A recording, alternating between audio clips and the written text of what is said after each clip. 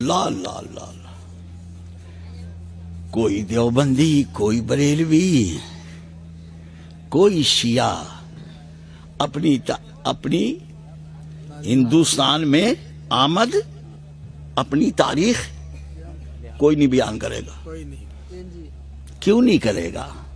کیا میں یہ کہہ رہا ہوں کہ وہ تاریخ بیان نہیں کر سکتے؟ میں یہ کہہ رہا ہوں؟ نہیں، یہ بات نہیں۔ وہ اپنی تاریخ اس لیے بیان نہیں کرتے کہ اگر وہ اپنی تاریخ بیان کریں تو ان کا یوم ولادت تمہارے سامنے آ جائے گا۔ ان کا یوم ولادت تمہارے سامنے آ جائے گا کہ کب حنفی ہندوستان میں آئے، کون سا حنفی۔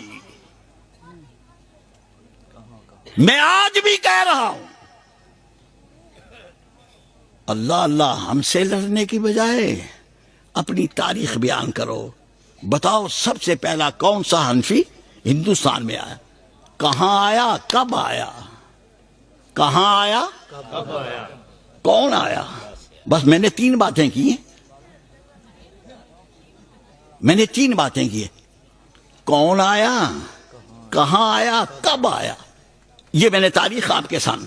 اور میں آپ کو ایک بات بتا دوں، دنیا کا کوئی پڑھا لکھا ہوا آدمی شمشاد سلفی کی اس بات کو چیلنج نہیں کر سکتا۔ سب سے پہلے بر صغیر پاک و ہند میں دو صحابی آئے، مغیرہ بن ابی العاص ثقفی، حکم بن ابی العاص ثقفی۔ یہ ہماری تاریخ ہے۔ ہم ہندوستان میں رسول اللہ صلی اللہ علیہ وسلم کے 10 سال بعد موجود تھے۔ اللہ اللہ اللہ اللہ۔ آج اگر کوئی شخص یہ کہتا ہے کہ ہم انگریزوں کی پیداوار ہیں، وہ آدمی لوگوں کی آنکھوں میں دھول جھونکتا ہے۔ اس کو تاریخ کا پتہ نہیں، اس کو تاریخ کا پتہ نہیں۔ بر صغیر پاک و ہند میں سب سے پہلے صحابہ آئے، اور اس کی وجہ کیا ہے؟ سب سے پہلے صحابی کیوں آئے، اس کی وجہ کیا ہے؟ میں آپ کو بتا رہا ہوں کہ میاں صاحب، ہم لوگ کوفے کی ڈاک نہیں مانتے۔ کوفے کی ڈاک بولو، او بولو، ہم کوفے کی ڈاک، چونکہ کوفے سے کبھی خیر کی خبر آئی نہیں۔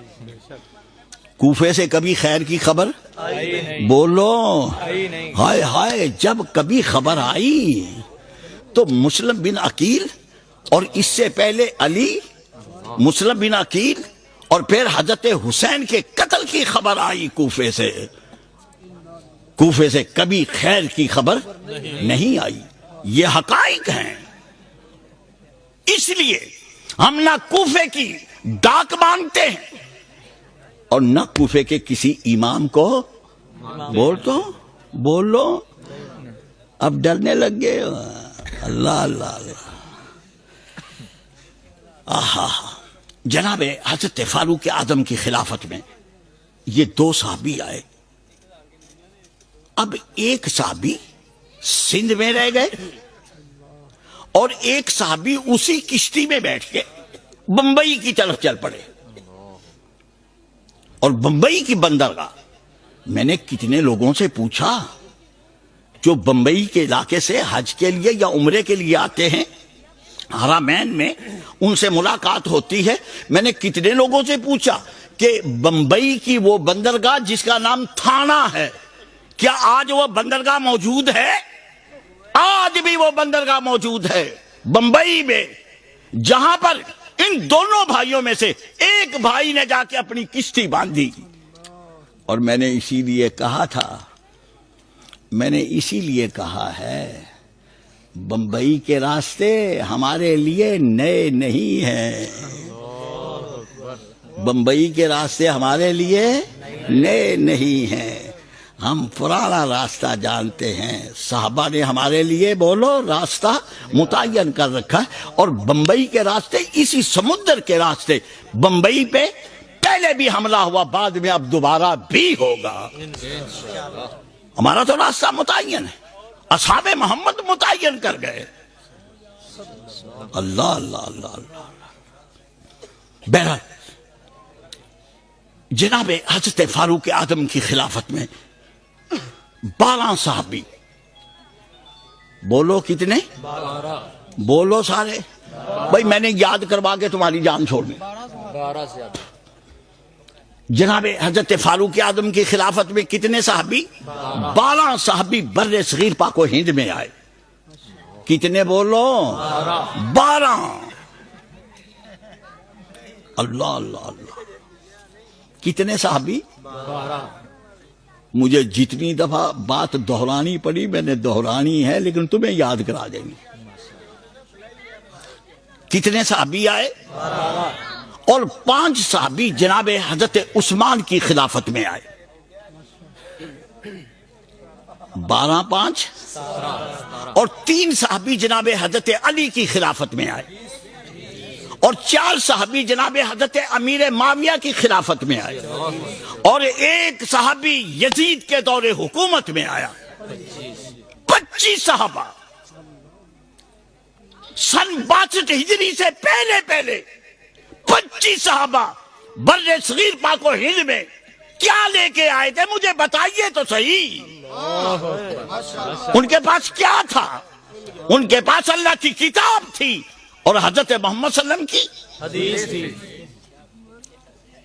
ہائے ہائے، اللہ اللہ اللہ۔ آہا، یہ 25 صحابی آئے۔ ایک دن میں سندھ میں تقریر کر رہا ہوں، چک آرائیاں سکھر کے قریب، چک آرائیاں سکھر کے قریب۔ اچھا، وہاں اکثریت سندھیوں کی میرے سامنے بیٹھی ہوئی۔ میں نے جب ان کو کہا نا، او سندھیو تمہیں مبارک ہو، تم کتنے مبارک ہو، تمہاری زمین کتنی مبارک ہے کہ اس زمین نے 25 صحابہ کے پاؤں بھی چومے، ہاتھ بھی چومے اور ماتھا بھی چوما۔ اللہ اللہ۔ 25 صحابہ، 25 صحابہ کی بات کر رہا ہوں، اور 92 ہجری میں 62 تک میں بات لے گیا ہوں، اب 92 ہجری کی بات کر رہا ہوں۔ محمد بن قاسم، بتائیے کتنا لشکر تھا محمد بن قاسم کا؟ تاریخ میں جو روایتیں لکھی ہیں 12,000، ایک روایت 8,000 کی ہے، اور ایک روایت تاریخ معصومی کے مطابق ایک روایت 18,000 کی ہے، اور پچھلے سال کے اخبارات نے محمد بن قاسم کے لشکر کی تعداد 20,000 لکھی ہے۔ 20,000 ہوں، 18,000 ہوں، 12,000 ہوں، 8,000 ہوں، بس مجھے آپ یہ فرما دیں، اللہ اللہ، ذرا وہ منظر اپنے ذہنوں میں لاؤ، جب یہ 8,000 12,000 18,000 20,000 جب نماز پڑھتے ہوں گے، اللہ اللہ کیفیت کیا ہوتی ہوگی۔ اور سندھ کی زمین نے ہماری آمین کی آواز سنی، سندھ کے آسمان نے ہمیں اپنے نیچے رفع یدین کرتے ہوئے دیکھا۔ کیوں یہ بات کیوں کہہ رہا ہوں؟ یہ بات کیوں کہہ رہا ہوں؟ 92 ہجری کی بات کر رہا ہوں۔ جناب حضرت امام ابو حنیفہ 80 میں پیدا ہوئے۔ بولو اللہ اللہ اللہ اللہ۔ جناب حضرت امام ابو حنیفہ بولو 80 میں پیدا ہوئے۔ میں 12 کی بات کر رہا ہوں، جب تم 12 سال کے تھے ہم 20,000 کی تعداد میں سندھ میں موجود تھے۔ اللہ اللہ اللہ۔ جب تم 12 سال کے تھے، ہائے ہائے تمہارا لڑک پن تھا، ہماری جوانی تھی، ہمارے ہاتھ میں تلوار تھی، اور تم 12 سال کے بچے تھے۔ کوئی تردید کرے، کوئی تردید کرے۔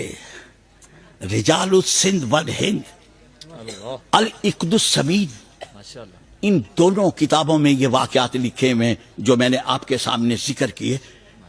جناب حضرت محمد بن قاسم رحمت اللہ تعالی علیہ. اللہ اللہ اللہ. بس ایک غلط فہمی کا ازالہ کرنا چاہتا ہوں. علماء تشریف فرمائیں. بولو محمد بن قاسم کی عمر کتنی تھی؟ 17-18 سال. اللہ اللہ اللہ اللہ. بس یہی غلط فہمی دور کرنا چاہتا ہوں. محمد بن قاسم کی عمر اس وقت 26 یا 27 سال تھی. بولو کتنی تھی؟ 26 یا 27. آئے ہائے. یہ آپ کی تاریخ جو اسکولوں میں پڑھائی جا رہی ہے، کالجوں میں، یونیورسٹیوں میں، یا تمہارے پاس جو لائبریریوں میں کتابیں ہیں، ان میں سب میں 17 سال عمر لکھی ہے. اور یہ بھی لکھا ہے. کس میں لکھا ہے 26؟ بتاؤ. اچھا اچھا ماشاء اللہ. 26 یا 27 سال. اور پھر یہ بھی لکھا محمد بن قاسم داماد تھے حجاج بن یوسف کے، اور بھائی کے بیٹے تھے. نہ ان میں سے کوئی بات بھی صحیح نہیں. نہ داماد تھے نہ بھتیجے تھے، صرف سقفی تھے. صرف